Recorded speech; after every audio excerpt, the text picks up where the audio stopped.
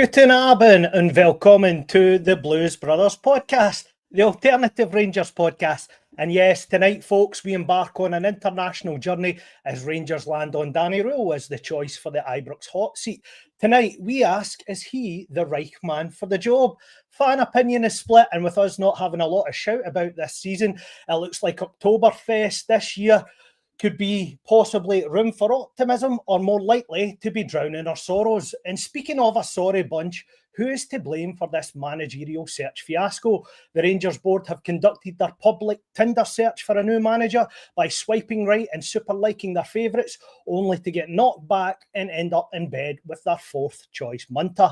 But with expectations low, does this give our gaffer a platform to build? I seem to remember in the not too distant past, a previous big German had the ability to hammer our rivals, so hopefully our new head coach will do exactly the same. Joining me to discuss all that and more is my very good friend, Mr. Ross Clark. Ross, how are we, mate? Great, mate. Great. Optimism, the blind optimism, Davie, that this new management brings, I suppose. I nearly said management team, but we only know of him and one other so far. But no, optimistic, mate. How are you? I'm no bad, mate. Apart from getting fat, you know what I mean, mate. I'm doing all right in my personal life, but I just the fact, but the new, I don't know what it is, mate. Normally, when there's a new appointment and you've got that wee bit of a buzz, but I just think it's not so much the new head coach I don't trust. It's more the hierarchy above him. And I think that's a good place to start. And we will talk about the manager and there will be a positive spin on tonight's podcast. But I think first it's important that we address the elephant in the room. And for me, that is the man with the elephant man face, and that is Patrick Stewart, a man who I think we as a fan base are struggling to connect with. I think he's alluded to that briefly in the press conference himself. He spoke, Ross, when certain questions were asked at that press conference, that although things have went wrong, it's his job to rectify, and they think they have done, and it's how you respond and lead going forward that should matter. Are you buying into that at all? Mate, I thought Patrick Stewart and Kevin Thelwell, for that matter, both looked like scared wee boys in front of the... And that's a kind of enclosed, friendly, if you like, fan media and journalists. And I didn't think there was any real bad questions asked. I'd like to think that the later on one, where it's down to performance and stuff, the fan media boys and the media will go a bit heavier on them. But when it comes to Patrick Stewart, mate, you've went right in there, but it's a Donald Trump quote in it. I'm not going to go for his looks, even though there is a lot of material there. I'm just going to go for his performance.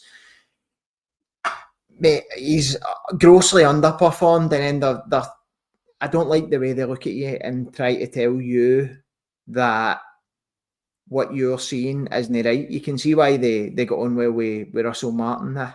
They're trying to tell you that they acted in good time, and everybody could see that the previous head coach was well at his depth. I was probably one of the last ones hanging on. As I say, I stayed with him up until the Hearts game. A lot had jumped ship before then, but Patrick Stewart couldn't inspire you to do anything, I don't think, and he's meant to be the face of the place round about Ibrox at the moment, and that it doesn't instill me with any confidence at all. No, absolutely. And if he's meant to be the face of the place, if your face look like that, you certainly know having a chug in front of the mirror. So if you're not going hard in the jokes, Ross, I certainly will, mate. And to be honest with you, mate, I just can't go it when he's sitting there.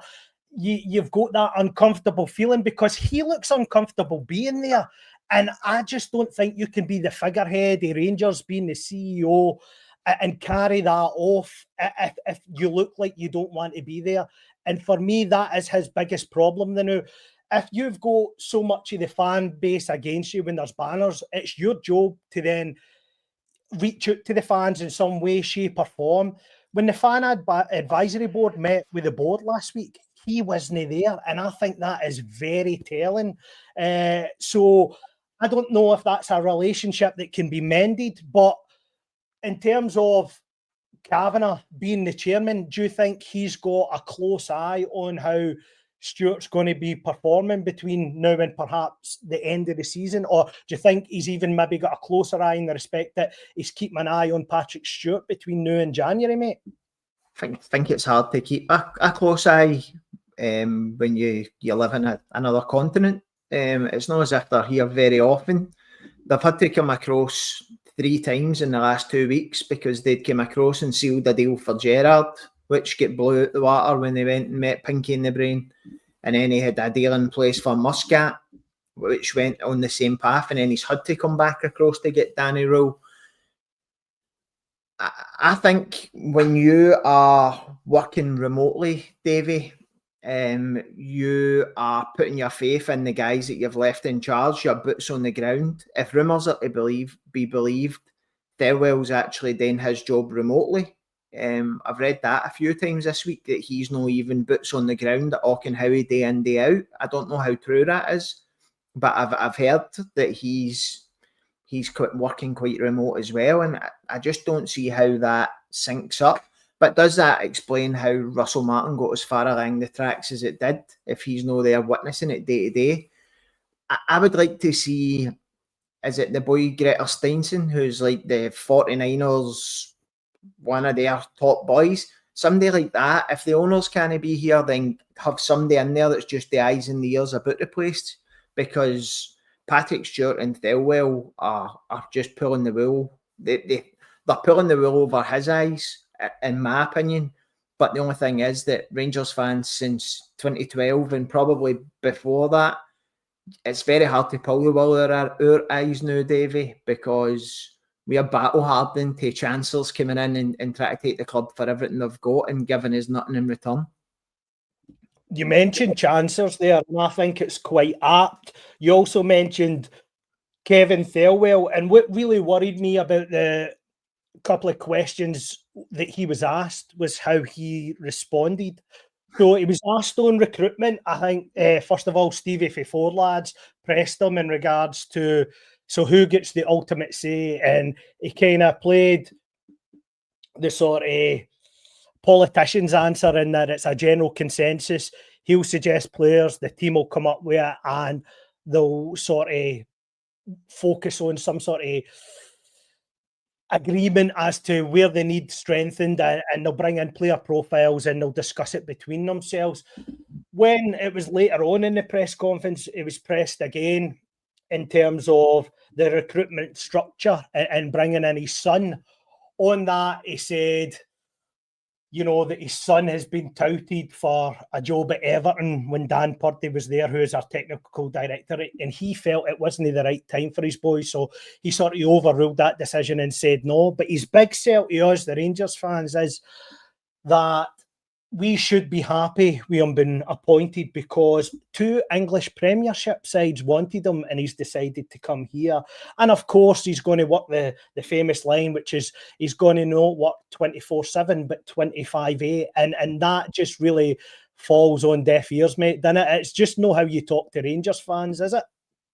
Mate, I thought Kevin Thelwell looked like one of the middle-aged men you see pressed up against a fence in a Wolfpack sting, mate. That's what I thought he looked like. Chalk white, shaking, stuttering to get his words out. Like, as I said, didn't install anything. And the old, I never hired my boy. It was my best mate that I gave a job to who hired my boy. It's nothing to do with me. Listen, his boy might be great, Davie, but his boy's coming in tarred with the brush that he's a nepotism hire, and that's the way it's going to always look in this instance. He admitted that himself. He said the optics of this aren't great, but I think he's the best person for the job. What I would like to hear somebody say to him is, well, would your boy have went for Shankland, Mulligan, etc. in the summer, or are we quite happy gone and paying 9 million? Now, I hadn't thought about this, Davie, until I was talking to the boys in the journal chat earlier on. We've got 3 strikers at this club. One cost 6.5 million. One cost 3.5 million and one cost between 8 and 10 million. So you're talking £20 million worth of strikers, and not one of them's played consistently in the last 2 years. How bad is that? How bad is that when you're a club our size and you've got 20 million quid's worth of talent sitting on your bench and none of them have played games consistently and none of them are up to scratch? And can I put it to you on this as well? See, just on the brief things that Danny Röhl said today, I don't think any of the strikers will fit his long-term vision of how he wants to play. Is that a fair comment? The boy Chummy I've not seen enough of. I don't think Miovski is a pressing striker. At Aberdeen, I said on probably as far back as when I was on the Rabo and folk were speaking about signing Miovski for Aberdeen. I definitely said it on Not Another Rangers podcast a couple of months ago when we were touted with him. Miovski is a striker who needs space to run into. But that was 3 years ago when he was at Aberdeen. He looks as if he's come back here and he looks as if he can't run. He looks as if he's got no speed, no power. And that in itself's worrying. And if you've got this coach who wants to come in, and again, I'm going to caveat this by saying Russell Martin told me that we were going to press high, we were going to play with intensity, we were going to play forward, we were going to be on the attack. I've heard this, and I'm possibly still doing a wee bit on Danny Röhl, who I thought actually spoke really well. But I've heard it all before, just 3 months ago. And as the chairman and the owner have said recently, it's all right talking a good game, but it didn't transfer onto the park. So is Danny Röhl going to be able to transfer it onto the park? So I don't know. I don't know where I stand on it. Obviously, I take it for the question you've asked that you also don't see Danilo or Miovski offering that kind of issue. No, I think Danilo, since his injury, is just not going to have the ability to do it. I think it's quite telling that he was third down the pecking order last season when we had Igaman and Dessers. He's third down the pecking order this season, and nobody even attempted a loan move for him in the summer. So I think that tells you exactly where he is in terms of how he's thought of. What I'm concerned about, if I could just go back to Farewell slightly, when he said that throwaway line about 2 Premiership clubs were interested in my son, they came here. I think that's worrying, going by his summer recruitment policy, where he also done his interview with Rangers TV and he said, well, me and Dan have decided to look at England first because that's the market we know. It's almost that sheer ignorance to what's actually required up here. When you mentioned, a Shanklin, a Mulligan that were available for nothing that you could have went to. I think he's in the job 6 months now and he still doesn't have a grasp on the concept of what's actually required. You can see the manager saying the day during the press conference that he has to install the mentality into the players. That's because the mentality is not there. As part of your recruitment structure, you have to look at the characters of the player, not just data-driven stats. And I think Farewell has failed in all those sort of metrics. And I think his jacket should be on a sugly peg, but if you're led to believe what Kavanagh said, even in these wee 5-minute sit-down with RTV, it seems that they are sort of comfortable in their structure. They work as a sort of foursome and they conducted the interview process together. Is that a worrying sign that he doesn't seem to be, sort of more sort of keeping an eye on him, as I said earlier with Patrick Stewart, that Farewell's seems to have almost free reign at the moment? Well, it's Thelwell FC, isn't it? I know it is my go-to source before I come on here, but I was watching Open Goal, you'll be surprised to hear, before we came on, and it was actually Cy Ferry had said that Russell Martin had said he had nothing to do with the Chummy deal, had never seen him, didn't know anything about him. And he's been brought up here. Now, I don't know if Cy Ferry was alluding to he had spoke to him, because I know that Cy Ferry comments quite a lot that he met him in the West End quite often and whatever else. But he said that as factual and Andy Halliday went with it.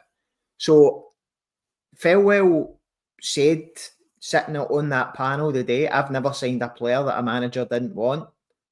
I would struggle, Davie, and I don't know about you, I would struggle to believe that Russell Martin, Thelwell said to Russell Martin, we've got £8 million here and I want to spend it on this boy who's not scored a goal in 2 years, who's done this. I know the squad needs a left back. We've got a 19-year-old youth player on left back. We've just sold 3 and we're going to leave ourselves with 1, but Tav or Cornelius can cover in there.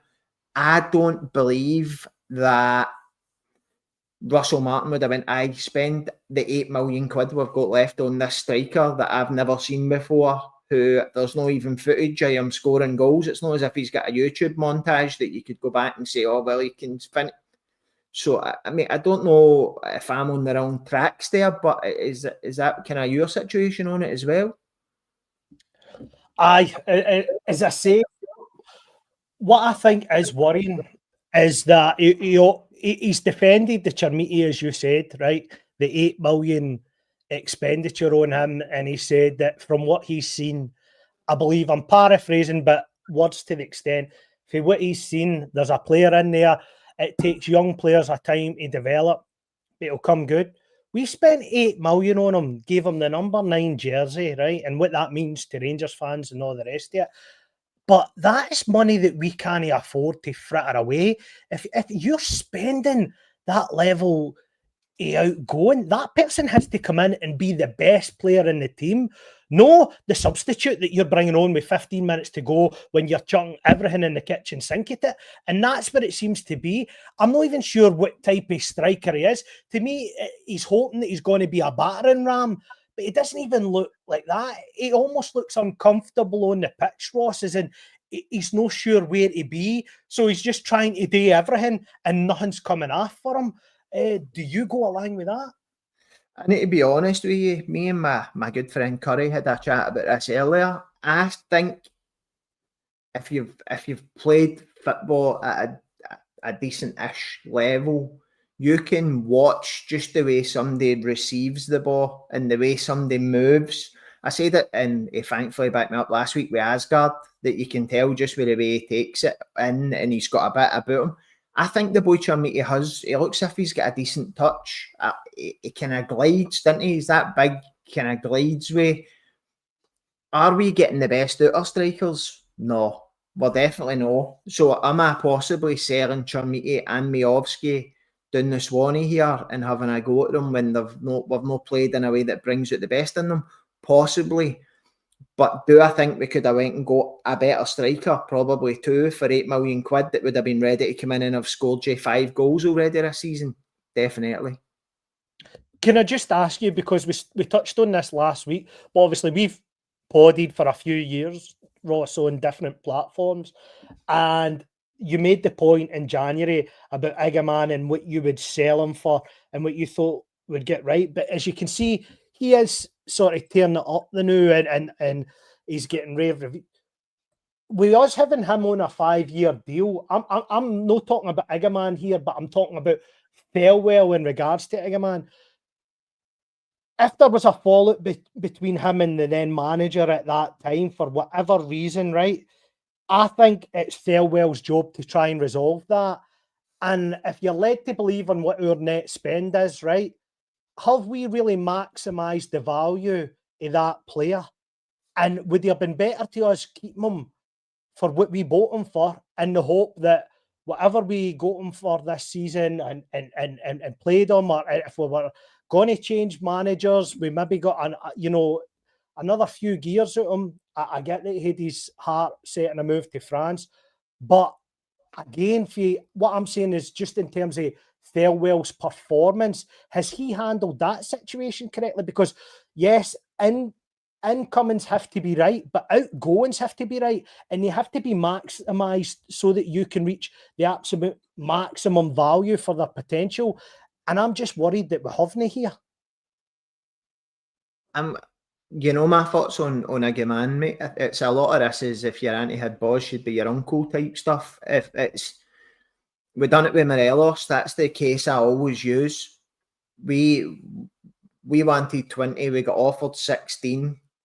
We never sold him, and the next season his head was somewhere else. And then before you know it, nobody's interested the next season, and then he whittles down his contract. So with Igaman, did we maximise our value? I would say if we go now, this is another one where last year we heard that we got X amount for Goldson, X amount for Cantwell. Then when the accounts came out, we got a bag of flumps and a Mars bar for them all. So did we get what we're saying we got for Igaman? I don't know. But at that time, somebody who hasn't won anything, hasn't really done anything in the game, had a good kind of 3-4 months, and then let's be honest, they couldn't get back in the team towards the end of last season. I think you take the value of the player on the day you sell him, and that's what we got, Davie. So I've not got any qualms about that. I did say that Igaman, maybe 2-3 years down the line, moving to another team, a league, playing in a league where he knows the language and he's got that barrier's removed and stuff, you would get the best out of him. I did say he could go on to be a £50 million player, but for where he was and with his head turned on wanting to move away, then I think that we got the value that we got for him, and I don't have any qualms about that. What I would also say is I see people saying, would they have stayed if it wasn't for Russell Martin? Well, Clement had dropped him out for Dessers. Barry Ferguson never brought him in ahead of Dessers, and he said the supposed fallout with Martin, which I think was more because he wasn't getting his move. So I don't know that you can. It's easy to pin everything on Russell Martin now because he's gone, but I don't think you can pin that on Russell Martin either, mate, to be honest. So we spoke about Stewart, we spoke about Thelwell. Let's touch on the chairman before we then do a deep dive on the most important man today, who is our new head coach. But Andrew Kavanagh was there. Interesting for some, maybe, that he was the only person knowing a club tie. I don't know what that means, but certainly it got people on X or Twitter, whatever you call it, worked up to an extent.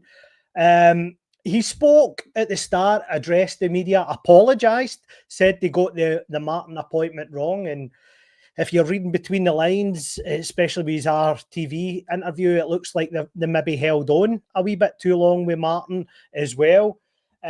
He said that now they're all moving forward in the sort of right direction, and he believes that the new head coach is the focus of that. He says that what he didn't grasp at the start, but he now does, is the magnitude of the club, Ross. Are you buying that? On your first point, Davie, this is where I'm bipolar on this type of thing, right? Because for me, the owner of the club, when he's sitting at a board event or he's in the director's box or he's unveiling a new manager, should have a club tie on.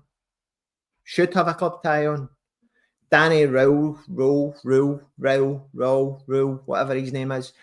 Danny Röhl should have had a suit on the day. But then where the bipolar for me comes in is I think to myself, Clement wore a suit, Beale wore a suit, Van Bronckhorst wore a suit, Paul Le Guen wore a suit. There's no magic in the suit. Danny Röhl is a manager who, as I said last week, wears a shell suit and a body warmer on the touchline. But I've seen that he's come out the night, I love the brown brogues on in the touchline, and some people like their standards that way, whereas I would rather, my good friend Mitch for the Rangers Journal said it the other day, that Danny Röhl covers more distance on the side of the park than some of the players they own it, because he's that active way. So for me, that on the Kavanagh no wearing a tie annoys me, but Danny Röhl wearing a suit will probably annoy me because he's tweaking his game to play to the crowd. But that's just me. On the Andrew Kavanagh, I personally don't think that they acted quick enough with Russell Martin. And I think today, when he was giving it the old, I'd be paraphrasing, but he says something along the lines of, we've kind of made amends for that, or we've apologised for that, we recognised our mistake and we've rectified it, and I think we've owned it. That's the words he used, we've owned it. I think owning it would have been coming out and saying, hands up, we should have done that a month ago because we've dropped 8 points or 6 points in the league when really we should have nipped this in the bud. I think that would have been owning it, as opposed to making it as if it was all done in a timely manner and recruiting the new boss has been done in a timely manner.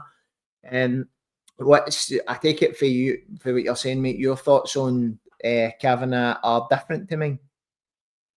No, I agree, mate. No, I think you make a good point. And see, just on that, what it says, here's a wee bit of trivia for you and everybody in. You speak about the suit and the tracksuit, right? Who was Rangers manager that wore a suit for one game and then changed to a tracksuit because that was always his style and it just didn't make him feel comfortable going forward? If you know the answer in the comments, I'll flag it up if you get it right. But Ross, do you know? Mate, I'm led to believe they've all wore suits up until Russell Martin had the Boohoo Man Autumn Range 2025 one. Right, see, just as a wee clue to you, mate, Cammy Bell was the goalkeeper when this guy lost the playoff final as interim Is it manager. Murray? No. Is it? No. Stuart McCall. Graham Murray never had a suit on when he was upside down on the touchline, mate. That's 100% factual. Do we need to do a Murray here? Is that what we need? Do we need a Murray? Well, see, I think that was one of the rain jackets he had on in Tappy's suit that day, mate, because he was up in Dundee and he was cold. You know, the old Arsene Wenger Spider-Man thing. I think that's what you done that day. But I think you touch on a fair point in regards to the chairman, Ross. I think he's speaking again in platitudes, whereas I'm of the opinion that I agree with you. He should have come out when the time was right. They put out a letter to the fans and they didn't address them directly through media. He's done a sit-down interview with RTV. And what worries me is he's saying things like, the managerial process seems bumpy from the outside, right? But I can assure you it was a smooth process. Now, we all know that these things get linked or leaked to the press, rather. And we had Gerrard as favourite. We had Muscat as favourite. We were deep in talks with all these guys. Now, surely that isn't part of a smooth process. And the telling fact in this is that the manager, who is now Danny Röhl, said last Wednesday that he'd withdrawn from the process and now he's sitting here today as Rangers' new head coach. So what does that say about how Andrew Kavanagh conducts his business as the guy at the top of the tree? Yeah, it was a face-saving exercise, wasn't it? It was one of the, Gerrard and Muscat have leaked it to use. That's came for their side. We never said anything. Danny Röhl's never, and then when he was asked about pulling out and coming back in, he said, we were always in talks with each other. Excuse me, my butler's just filling up my glass of wine here. He was kind of giving it the, we were always in dialect. I was never officially out of it, but mate, everybody, even the Grim Reaper, Chris Jack himself, had it that on Saturday morning, as you say, Gerrard was going to be the man. They had it the other day. Muscat was going to be. So my thoughts on this, Davie, and I'd like to hear your thoughts on it. And it's maybe one of the things that is in the back of my head going against Danny Röhl at the moment. Gerrard and Muscat, two proven winners as managers, didn't want to come in and work under this regime. Is Danny Röhl just happy to accept it to get a job and he's willing to work under something? Or would we as a club and a fan base have benefited more long-term had the club been forced to change that structure above the manager in order to get somebody of a better calibre in? It's interesting because my opinion is if it was me that was offered the job, I would be more inclined to say, well, if I'm coming in, I want this changed. If you really want me and believe I'm the man for the job, this is how we're going to do it, because this is the way I believe is the correct manner to win, and this is how we'll get there.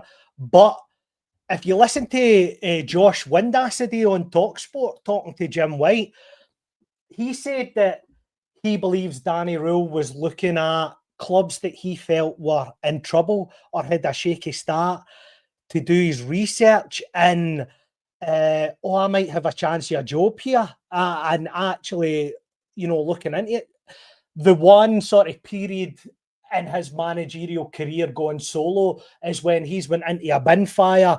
I think they had 2 points, and then he managed to, in his first season there, taking off halfway through the season, saved them from relegation, and then in the second season they built on that and got 12th. So he'll see that as small steps of progression.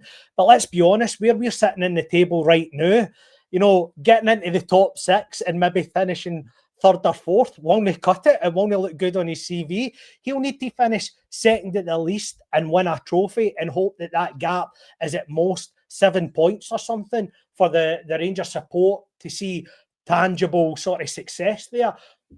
He's probably looked at it and thought, am I going to get a bigger club than this at this stage of my career? So he's pulling all the aces from his side of the conversation. But he spoke today and he mentioned things like he wants to sort of explore the idea of high intensity pressing, as Adam Thornton describes, vertical football, which is getting the ball forward quickly. And what he thinks Rangers have been doing is that they've been sort of peppering round about the edge of the opposition's box side to side, and he's looking for a bit more penetration going forward. So if he can get that absolutely, mate, absolutely. I've known that KY jelly out in the cupboard for years now, mate. But see, what I'm sort of worried about, these are all sort of buzz phrases that we've heard for coaches, as you have alluded to, for Van Bronckhorst, to Beale, to Clermont. Everybody can talk a good game to a point. We'll need to see it in action. And of course, the most important thing is to win. He did say that winning is the most important thing, and it's win the next game and we'll take it from there, and winning in a row, So you get the double, you beat Brann on Thursday, you beat Kilmarnock on Sunday. That's your platform to build. But my biggest concern, Ross, at the minute in time is I just don't think we've got the players that have the collective mentality to buy into a coach that's got these sort of ideas. Is that your worry? No. I'm going to go against the grain here, Davie. No. I think, and I'm going to give credit again because, as you know, I'm an avid listener to Rangers podcasts. I listened to the Derek Clark had an interview with the journalist from Sheffield Wednesday. And what he said is that when Danny Röhl came in there, that's what they done. He said in his press conference, we need to win one game. They were 12 points off safety. And he described it as the greatest escape in English League football history. That's what the journalist guy, who is a Sheffield Wednesday fan, the way I'm looking at it, mate, see if he can instill that, and when they start winning, just checking games off one at a time. He's done it in the past. He must see parallels in being 12 points away for safety and us being, as I've said to you before, obviously family allegiances to Hearts, and my mum and dad at every Hearts game and whatever else, and my brother plays for them, but I don't see Hearts sustaining a title challenge. Aberdeen, we heard this last season with Aberdeen when they won 10 out of 10 at the start. They had 30 points and they looked as if they were really good. So the way I see it, mate, we get 8 points off of the team that look they're most likely to win the league. And if you can win games and they're dropping points because a lot of uncertainty there as well now with the Brendan Rodgers stuff, the fans against the board, they've got their own troubles to seek as well. And I think that if we can just start looking one game in advance, win the next one, and try and keep in that mindset as opposed to watching what everyone else is doing, then I don't see why we can't close the gap. I'm not saying we'll win the league. But I definitely don't think that it's out with the realms of possibility that we close that gap right down, especially with a manager who's got a track record of doing it. Now, again, caveat that by saying Russell Martin had won the championship. He was one of the bigger sized fish in a big massive pond, and we thought that him coming in would implement the style. He's got the better team, he'll be able to go and do it, and it turned to shit. So you need to caveat, and in the back of my head, Davie, I want to get excited about what Danny Röhl said today. I thought he spoke really well, but in the back of my head, I heard this same story. It's as if you've just went back to the start of the track with a different singer for 3-4 months ago when Russell Martin came in and said all the same stuff. See, the thing that you spoke about when you were talking about Andrew Kavanagh and the way that we've conducted the alleged search for the new manager / head coach, is it a concern to you that he's no the perceived first choice? He spoke at the media conference today, says it doesn't bother him because he is first choice because he is sitting here today as the new Rangers head coach. Does it bother you, Ross? No.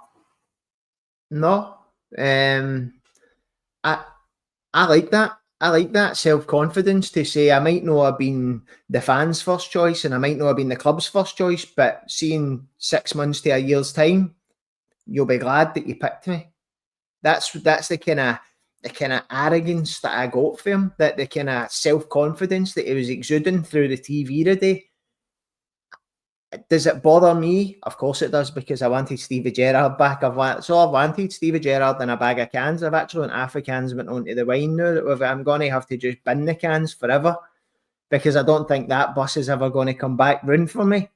But, mate, he exudes confidence. And again, I'm going to sound as if I'm just repeating myself, but Joe Rothwell came to play for Russell Martin. This one came to play for Russell Martin. Asgard, I hated playing against Russell Martin teams. They were all Euros, they were this, they were that.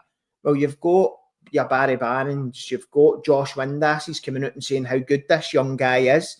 And by the way, it's an absolute scunner that a Rangers manager is younger than me. I was born when the Rangers manager was born, Davie, and that's the worst of this whole situation, mate, because that's a wee boy in the Rangers hot seat. But as I say, he gave off big energy, mate. I think this could be good. Well, I was 3-year-old when he was born, and my dad took me to see Rangers play Dumbarton, and I saw a goal by Davie Cooper there, and that got me hooked on, Rangers and Davie Cooper being my first hero. So, it feels a wee bit weird. I'm sure David Edgar tweeted that yesterday. Welcome to the club when the Rangers manager's younger than yourself. It does have a sort of weird feeling, but ultimately, Ross, I don't care what age, which nationality, what the philosophy is. As long as the person's winning, the Rangers manager will get the backing for the fans as long as they do the business. And what I think's key to the structure is who he brings in with him. I think is the guy that you said that was on with Derek Clark alluded to, that his right-hand man is a guy called Sasha Lenza, and it looks like he's coming with him. He's going to bring another German coach with him, and he did say today when he spoke to fan media that he's going to bring a Rangers-minded coach, somebody who's been here, knows what it's all about, but can offer something. He says he's interviewing 4 at present. So who do you think they are, mate? And I know that they alluded on open goal last week. Andy Halliday said Josh Windass told him that if Danny Röhl comes in, Lee Wallace is coming with him. Do you think it'll be Waldo? I see Chris Buck left Kilmarnock this week. Is he going to be one that's thrown into the mix?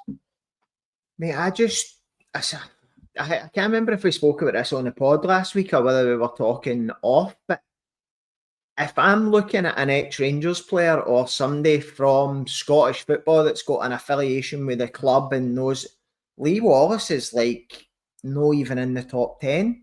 I'm looking at Kevin Thompson. I'm looking at maybe a Neil McCann. I was talking to my dad last night and he was saying Billy Dodds, but I think that McCann and Dodds came in as part of a backroom team that failed miserably at the end of last season, so I don't know what they're going to offer.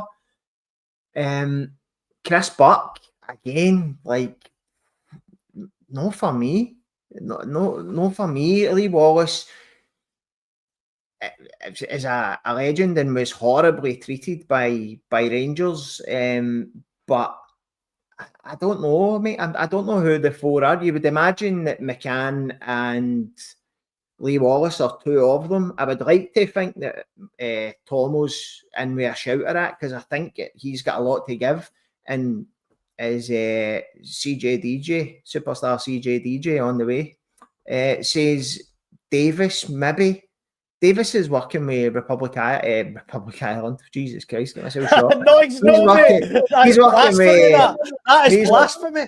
I know, it's cause Cole brought me that wine in there, man. I just seen a town, I was like, he's working with Northern Ireland though. So is that a job, a gig he's going to give up, or could he dare it too? I don't know. Is Naismith, dare I say, somebody who has... Right, let's debate this right now, because that is a snake in the grass, mate. Let's get it right out there. I will never ever forgive that press conference of Stephen Whittaker and Stephen Naismith. And I know he done an interview when Gordon Duncan last year was hosting that William Hill podcast that Chris Boyd and Chris Sutton now do. Can't mind the name yet, but now Naismith's on it quite regular. That should never be allowed anywhere near the stadium, never mind the club. We don't forget, that's not how you treat the supporters. Everybody was coming at us at that point in time, and the last thing you need is your ain coming for you.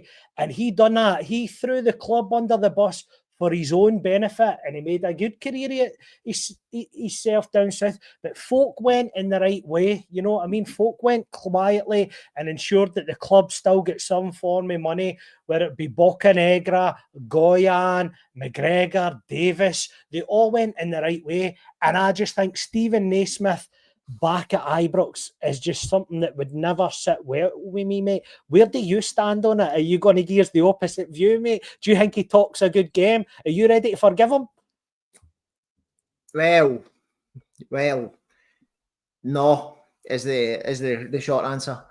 As you know, I've spoke to you about it before. I actually spent a bit of time with him at the end of his last season at Hearts, and I can tell you that he feels like a bit of a fraud for the way he came out and spoke against the club, but he has got an affection for the club. But no, mate, I wouldn't have him back. I think that now there's enough bad feeling run about the place without bringing back another decisive figure. Like, that's even more decisive than will Gerrard bring Beale back in it. That's even more decisive than that.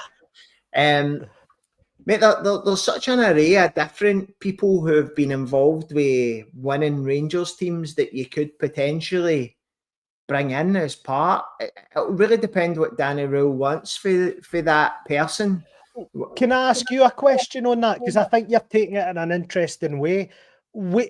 What do you think that coach needs to offer Danny Röhl? Would you think that coach needs to offer the club? Because I'm convinced that he'll probably take most of the work himself on the training ground with him and his number two. So this Rangers-minded coach, mate, what's the benefit of it, and what can it offer us as a club that will be something tangible?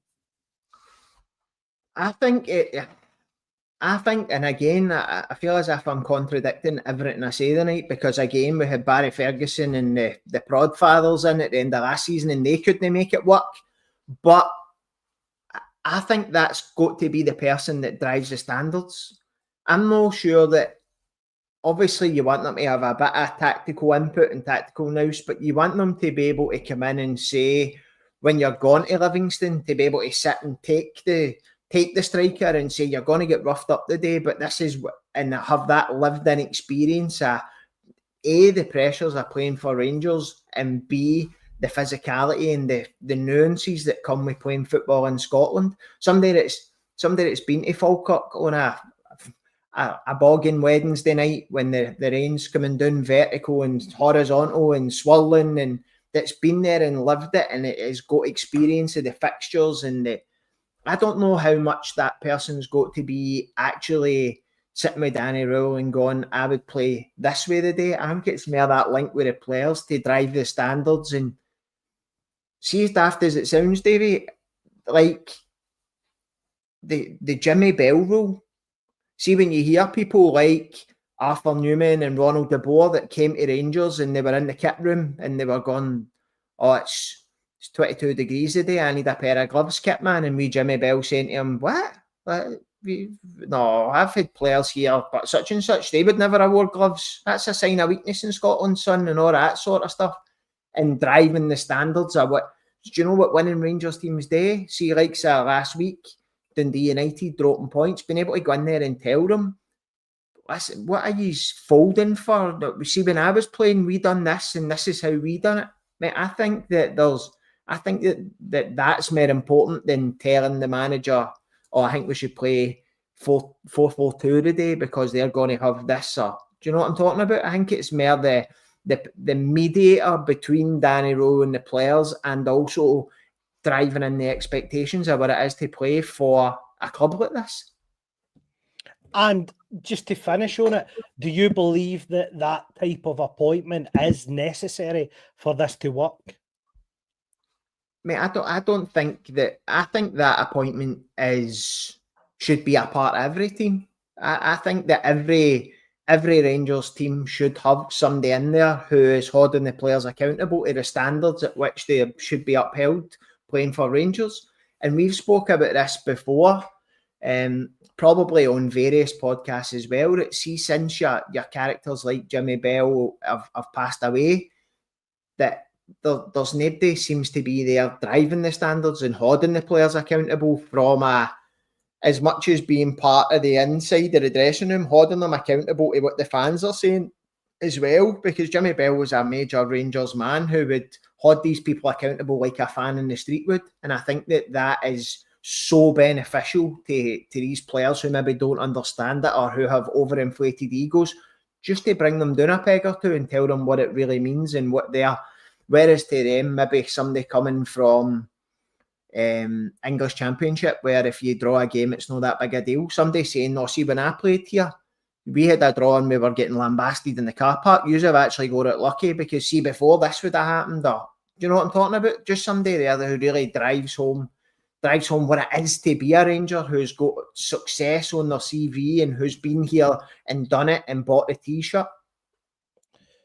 Well, at the weekend, Ross, we dropped points again, right? Sure. And absolutely, mate. And at home, believe it or not, a 2-2 draw with Dundee United. Elements in the first half performance looked really decent. And then the second half, it went to shit, as it has done many times this season. Now, I don't know if you caught the pre-match pressers on Friday, but one thing that worried me, and I want to talk about this particular player, is John Souttar. I think if you watched his body language and how he conducted himself and how he handled the questions for the media on Friday, it worried me, Ross, because I don't see him as a leader type. You know, I mean, when he was signed and he first broke into the team, people are saying, oh, that's a future Rangers captain, that boy. I don't see it in him. He's been here the best part of 3 years now, and we've no won a trophy since he became a mainstay in the side. Now, I'm not putting all that at Soapy's door. I get that fact half of the time he's played at left centre-back during his Rangers career. But the last time we won a trophy was when we beat Aberdeen in the League Cup League Cup final under Clement. And the back two that day was Goldson and Balogun. So John Souttar's time at Rangers, I think, is shrouded in failure. I think he has been a big disappointment for me personally. I thought he was a better player than what I'm actually seeing. And I'll tell you why I think it is. It's the same way I think Jack Butland has started this season well, because Jack Butland is a good goalkeeper in a team that's constantly under pressure, because he's played for Birmingham, Stoke, and that's his level. When he tried to take a step up, he could never make it. When he was the England #1 goalkeeper, he wasn't that good because he had to make that one save when it mattered. And when we were flirting with trying to win the league a couple of seasons ago, and then we took a nosedive and he kept making mistakes, that's because he couldn't handle the pressure in making that one save when it mattered. And he's playing well now because the pressure's off and the team in front of him's honking. John Souttar, I think, is pretty much the centre-half equivalent to Jack Butland. He looks under siege and a decent defender, when we're playing against teams that are comfortable in ball possession and we don't dominate the ball. But when it's up to us to have the onus and dominate the ball and put teams under pressure, I don't think there's a player there, Ross, a player there that's good enough to be a Rangers starter. Do you go along with that? I think he's got his benefits, but as you say, it's probably in games where you know you're going to get battered, which for us at the moment is every game. Yeah, I always think back to the cup. It was a cup final. Was it the cup final we played against Hearts? Was it a semi-final? His last game for Hearts, and he was outstanding against us. It was a cup final, mate. In games like that, he's top. But the thing with John Souttar is he has never been and he never will be a ball-playing centre-back. And when you're playing against a team who's got 10 men behind the ball, you need your centre-back to be comfortable pushing on. The other issue we've got with him is, for such a big unit, he lacks pace. So I feel as if when the ball goes back to him, rather than him opening it up, he plays it to Cornelius. Then Cornelius gets shut down, plays it back. And we work our way up the park, zigzagging 5 yards at a time. And see when it gets there, and then they meet the wall 10 players. You seen it at the St. Mirren game, where John Souttar comes up against that 10 and he just passes it right to their player. Knock it out his head and he can't get back. On his interview the other day, he's probably no the person I would have put up in front of the press. A, because he had absolutely nothing to offer because he'd been away on Scotland duty. But B, it doesn't exactly exude enthusiasm, does he? I think he's just one of the big laid-back guys. I'd like to see what I'd love to be a fly in the wall in the changing room, Davie, just to see, not who's the longest in the shower, but just to see who is the vocal ones in there, because for a leadership group, I don't see anybody, and I include Tav, Butland, Souttar, I don't see who's the one in there going back to the standards of old to be Richard Gough holding people up against the wall, Barry Ferguson holding people up against the wall and demanding more. And I don't know whether that's society and everything in general has just got that bit more diluted, where now folk want to talk through and you don't see that side of people anymore.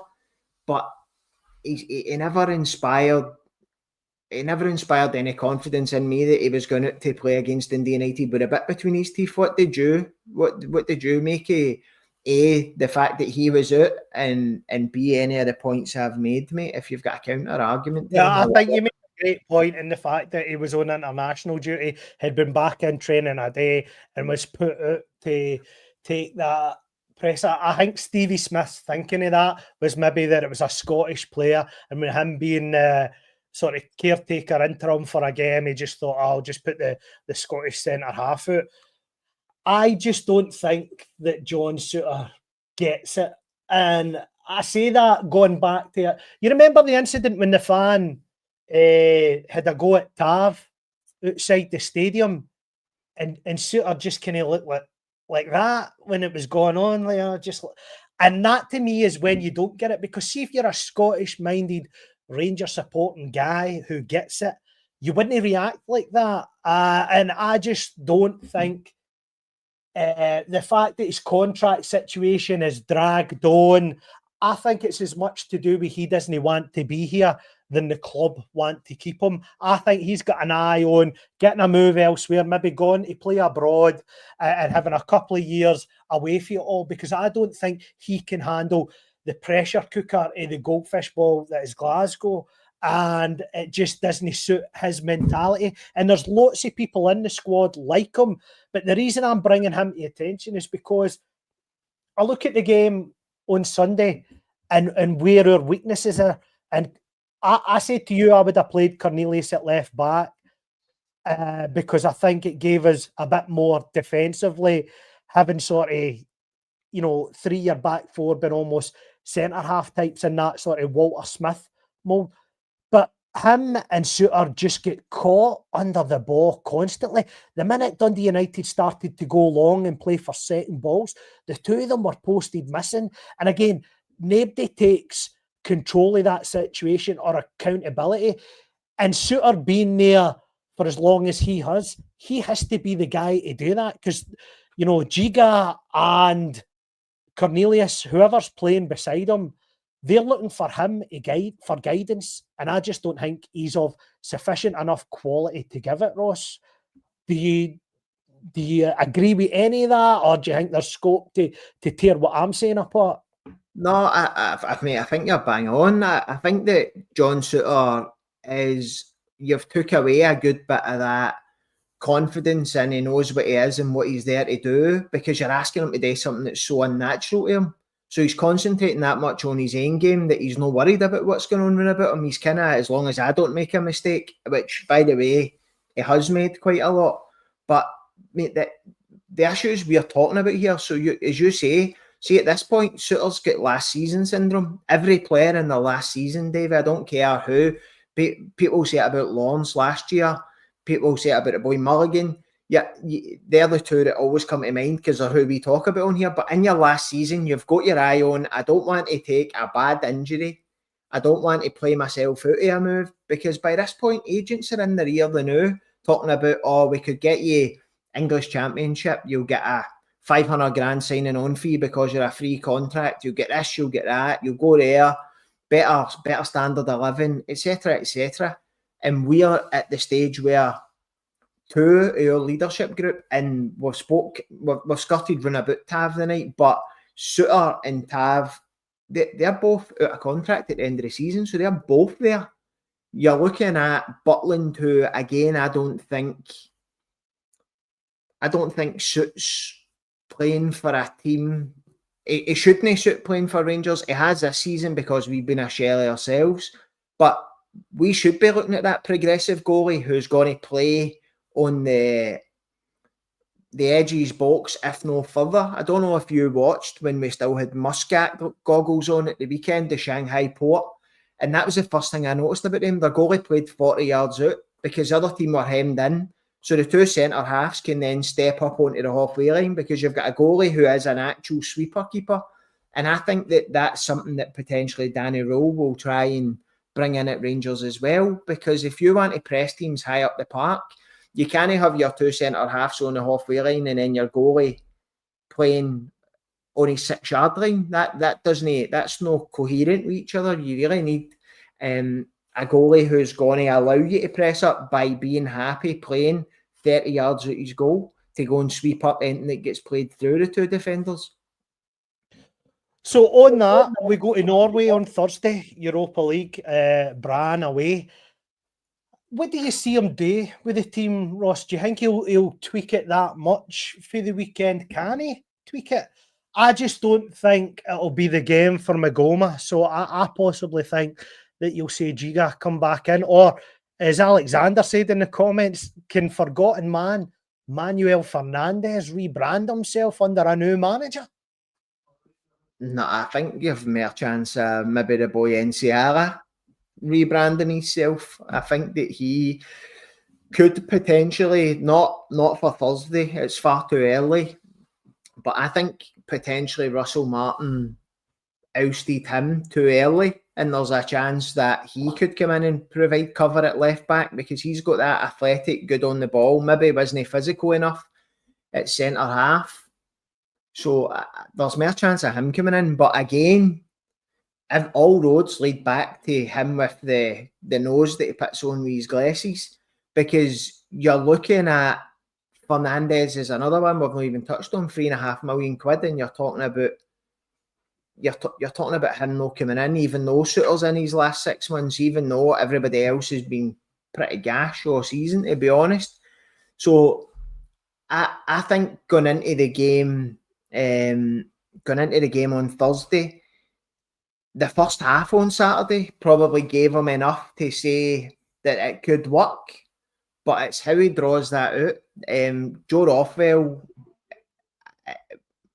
I think I called it on here last week when we spoke and said Raskin, Rothwell, Asgard was probably the midfield three. Rothwell, if we can get him fit, is going to be really good, mate. But Russell Martin never got him fit.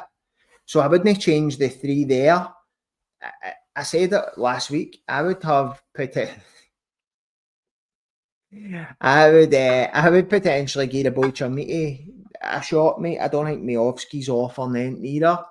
But on the back line, I don't see him changing anything too drastic, Davie, to be honest. Even though potentially I would. So see on Asgard, Ross, you said last week when I was talking to you that you think he's going to be more effective as a 10, right? So I'm just going to throw a wee spanner in the works here, right? He's got the natural tendency to drop out to this sort of left-hand side position, almost like an old inside left forward in the days gone by. And I think he could be more effective if we could just get him in the right area of the pitch. Do you expect that the manager will look at his attributes and sort of work on that in the next coming days? Because he did, when he did get a hold of the ball on Sunday, he did make things happen for us. The problem is he drifted out the game because he didn't then see enough of the ball in the second half.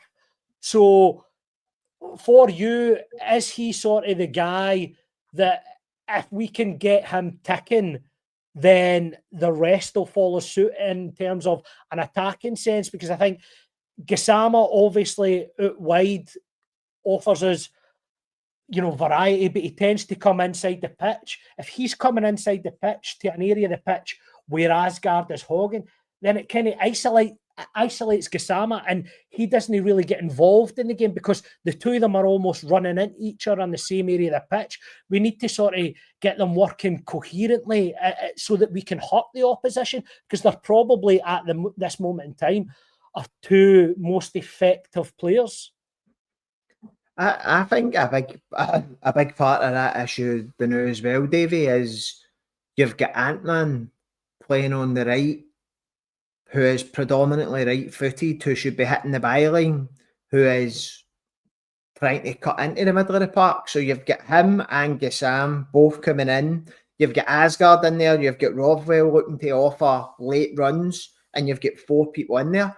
I'd like to see my wingers staying wide.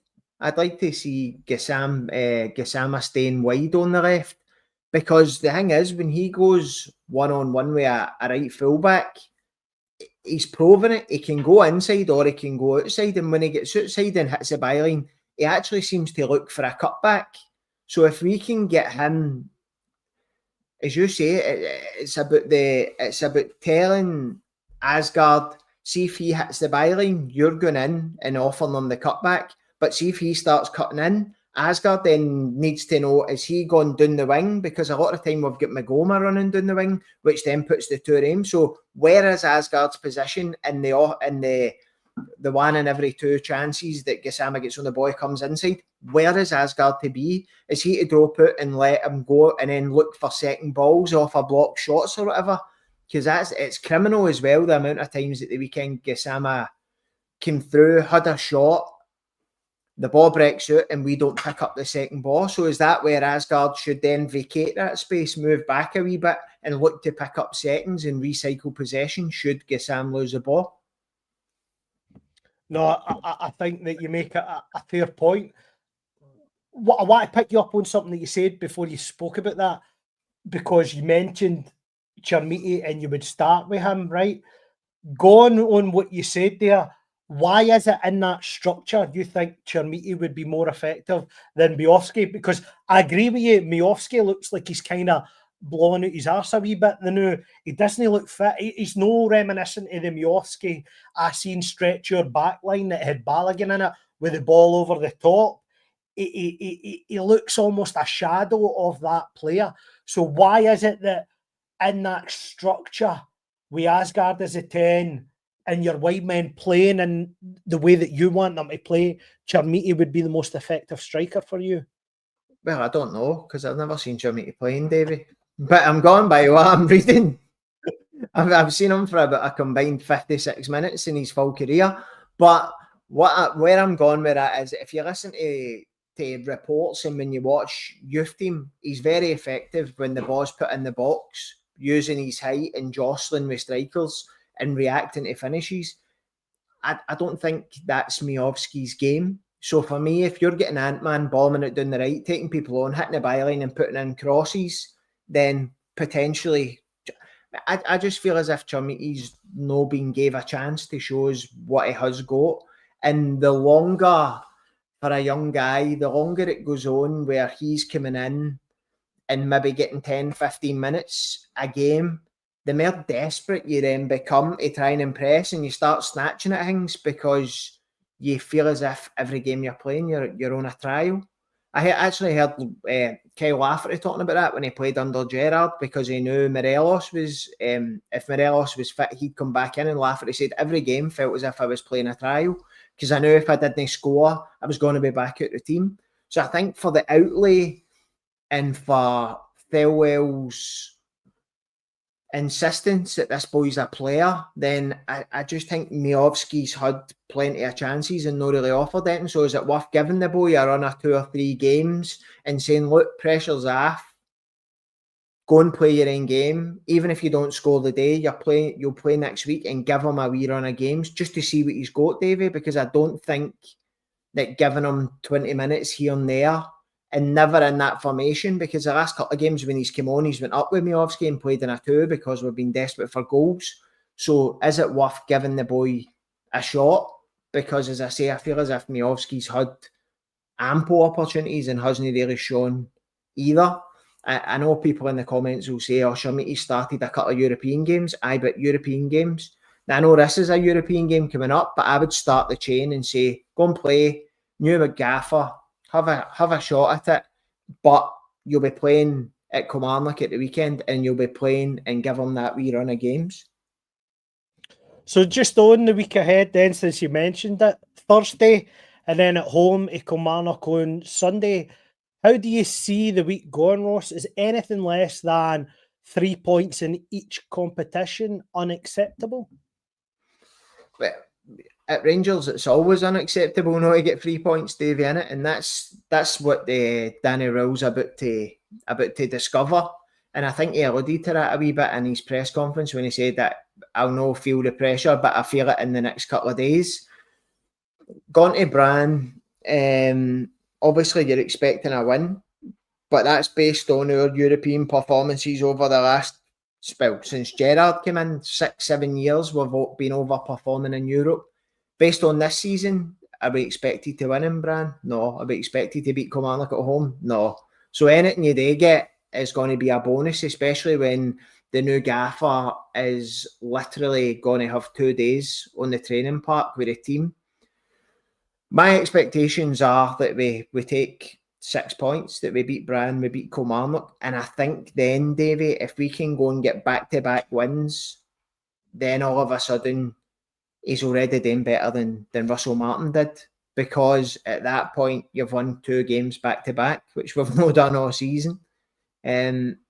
What's your expectations for the week? Are you quite set on European qualification? Does Europe mean a lot to you this season? Are you more conscious of what's happening in the league?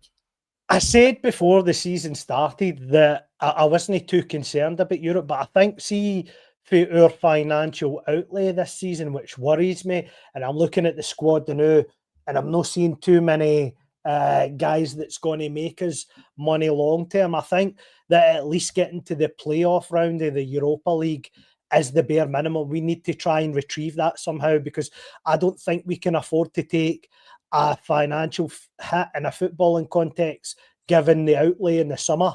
So as always, mate, I want us to win every game, no matter who we're playing. I expect us to win every game, no matter who we're playing, and it's an unrealistic expectation, some will say, but I think 6 points could have you going for, the mood in the camp being down here to everybody, then buzzing and thinking, what a great time, we're all galvanised, and it gets the fans on board early. So certainly, the minimum that I would expect is that we do not lose this week. But Sundays are non-negotiable. 3 points, nothing less, mate.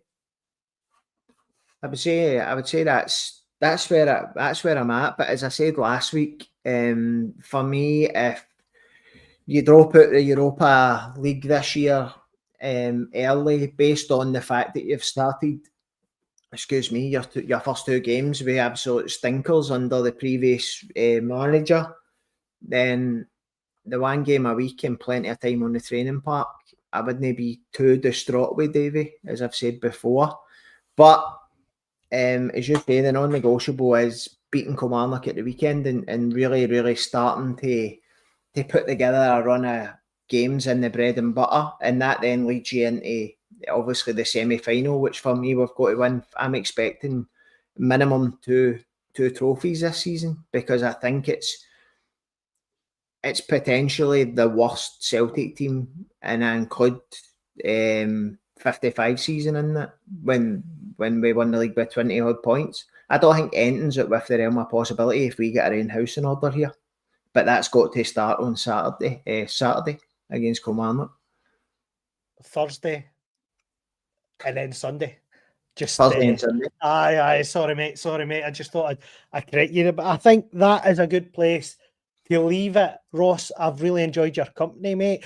Just on behalf of me and you, we just started this podcast 3 weeks ago, and the numbers last week were absolutely incredible for a new start podcast. Everybody that's joined us in the comments this evening, followed us on YouTube, tweeted us, followed us on Twitter, retweeted us. Honestly, we couldn't thank you enough. So thanks very much for joining us. Just a wee reminder that if you like and subscribe on YouTube, rather easy for me to say, put my teeth back in, and we managed to hit the magic 500 subscribers, then one of you lucky YouTube subscribers will get £100 to spend, no catches, at the Rangers store online. So please tell all your friends, family about us, and join us again next week. Ross, you anything to add to that, mate?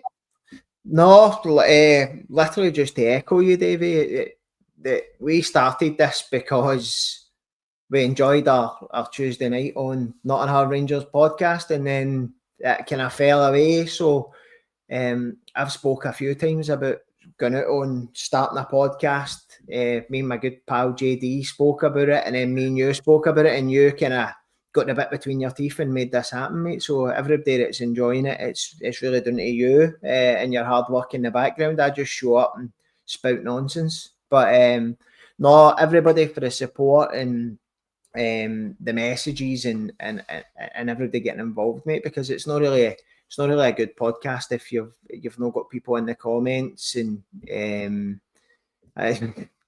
flossing with a king size mattress, man. No, but the interactions in that, as we said, the first week we done it, and there wasn't many people there, and we were in a wee echo chamber ourselves, but the comments in that come in, take us on wee tangents and stuff. So no, really just thanks to everybody for taking an hour out your week to spend with us two delinquents and seeing what we've got to talk about Rangers. Absolutely. And JD, if you're watching, mate, there's always a room for a guest appearance, mate, anytime you want to come on. So just send us a wee message, mate, and we'll keep your seat warm for you.